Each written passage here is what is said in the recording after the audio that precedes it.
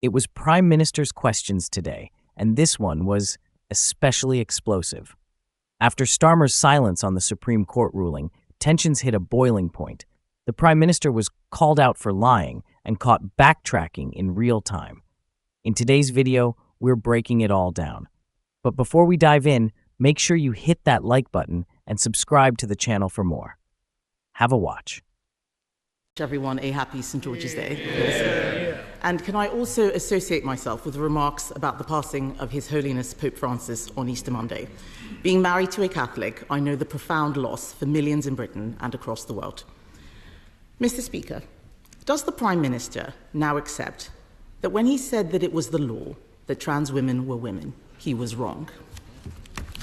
Well, Mr. Speaker, let me be clear. I welcome the Supreme Court ruling on this issue. It brings clarity and it will give confidence to women and, of course, to service providers. The Equality and Human Rights Commission will now issue updated guidance, and it's important that that happens and that all service providers then act accordingly. This government's approach and my approach has been as follows: to support and implement the Supreme Court ruling, and we will; to continue to protect single-sex spaces based on biological sex, and we will; but also to ensure that trans people are treated with respect, and we will; and to ensure that everybody is given dignity in their everyday lives. I do think this is the time now to lower the temperature, to move forward, and to conduct this debate with the care and compassion that it deserves. And I think that should unite the whole House. Mr. Speaker, he can't bring himself to admit that he was wrong. That was the question. But he spoke about respect and dignity and compassion and lowering the temperature. So will he now apologise to the member for Canterbury, the very brave member for Canterbury, for hounding her out of the Labour Party simply for telling the truth? Mr. Speaker, I've always approached this on the basis that we should treat everyone with dignity and respect, whatever their different views, and I'll continue to do so. And I'll tell you, Mr. Speaker, for why.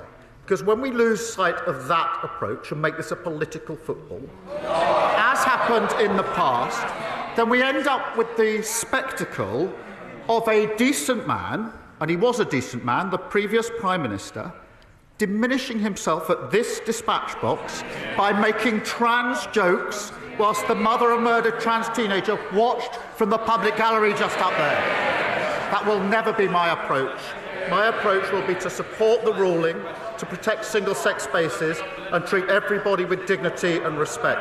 And I believe there's a consensus in this House and the country for that approach.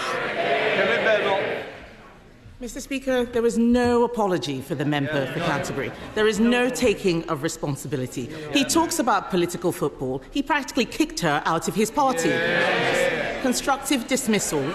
Constructive dismissal. He talks about my predecessor. What about the abuse I faced from his MPs calling me a transphobe for supporting what the Supreme Court has now clarified in his words? And where was he? He hid for 6 days without commenting on the Supreme Court judgment. Why did it take him so long to respond? Isn't it because he was scared? Mr. Speaker, the only fiction here is the idea she delivered anything in office. She held the post of Minister for Women and Equalities for 2 years, and she did precisely nothing. She provided no clarity on the law, did nothing to improve women's lives, which got materially worse under her watch. They talk, for example, about hospitals and mixed-sex wards, uphill and down-dale. What happened in the last decade? The use of mixed-sex wards in our NHS rose by 2,000%. And there's a pattern of behaviour here. Women and Equalities Minister failed to do anything for women. The Trade Minister, who failed to get a trade deal with the US. The Business Minister, who failed to get a deal with British Steel. She's a spectator, not a leader. Mr. Speaker, I will tell him what I did. I stopped the gender... I will. Yes. When his Labour leader in Scotland was whipping his MSPs to get male rapists into women's prisons, I stopped that gender recognition bill. I helped commission the CAS review. I replaced the guidance on single-sex toilets. I made sure that the puberty blockers issue was resolved while he was sitting there cheering on the ideology that was taking away safe spaces. And when the Prime Minister stayed silent last week, presumably waiting for what Morgan McSweeney thinks, on his WhatsApp groups, some of his closest ministers were plotting to overturn the Supreme Court decision. Labour MP after Labour MP stood up yesterday and challenged the ruling. How can we take his government seriously on this? Well, I think the WhatsApp group you should be worried about is the one of his shadow Justice Secretary. Mr. Speaker, the mask has slipped just 1 week before the elections because the shadow Justice Secretary is not here, a man who's doing everything he can to replace her.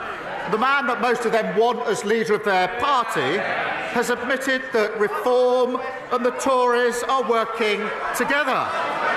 He said, I want this fight to be united.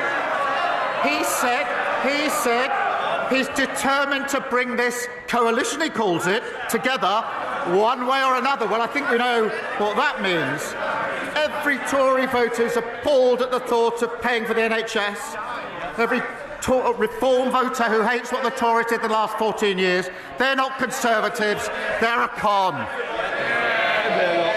Who's playing political football now? He's got no answers, Mr. Speaker. He's got no answers. Yesterday, Labour MP after Labour MP challenged the ruling. He should be more worried about his backbenchers than my frontbenchers.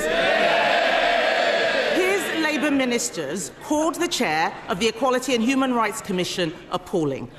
Baroness Faulkner's role is critical to enforcing the court's judgment. She has had to put up with relentless abuse, not just from his front bench, but from activists and ideologues. Reappointing her will be a clear sign that he is taking this issue seriously. So will he commit to reappointing Baroness Faulkner when her term expires this year? Well, Mr. Speaker, I've always said the debate should be conducted properly on the principles of debate. I've said it many, many times. But I would remind the Leader of the Opposition that when they were in government, violence against women and girls reached record highs, rape prosecutions fell to record lows, and millions of women were left stuck on NHS waiting lists, unable to get the health care that they needed. Under this Labour government, NHS waiting lists down by more than 200,000, domestic abuse specialists in 999 control rooms. We've strengthened access to maternity pay, something she calls excessive. She talks about political footballs, but a coalition between Reform and the Tories being formed behind her back, we know what that means when the Shadow Justice Secretary and the member for Clacton cook up their joint manifesto. NHS charging a pro-Russia foreign policy, enter workers' rights.